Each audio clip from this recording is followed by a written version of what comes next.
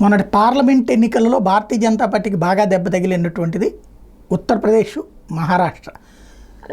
ఉత్తరప్రదేశ్లో ఎక్కువ సీట్లు కోల్పోయింది. అయితే అవతల కోల్పోయింది సమాజ్వాదీ పార్టీకి, కాంగ్రెస్ కూటమికి. సమాజ్వాదీ బలంగానే ఉంది, కాంగ్రెస్ బలంగానే ఉంది కాబట్టి, అంటే అక్కడ బలంగా ఉన్నా లేకపోయినా సమాజ్వాదీతో కలిసి ఉంది కాబట్టి అక్కడ నెక్స్ట్ ఎలక్షన్స్ దాకా బాగానే ఉంది. ఇప్పుడు మహారాష్ట్రలో వచ్చేప్పటికి 5 ఏళ్ళ ఎన్నికలు, మొన్ననే ఓటమి పాలైంది.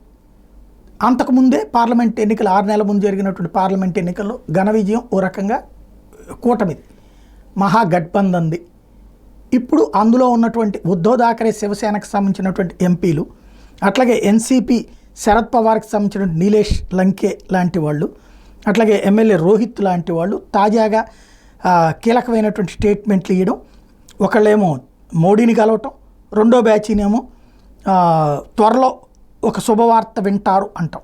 దీని వెనకాల సంథింగ్ ఏదో జరుగుతోంది.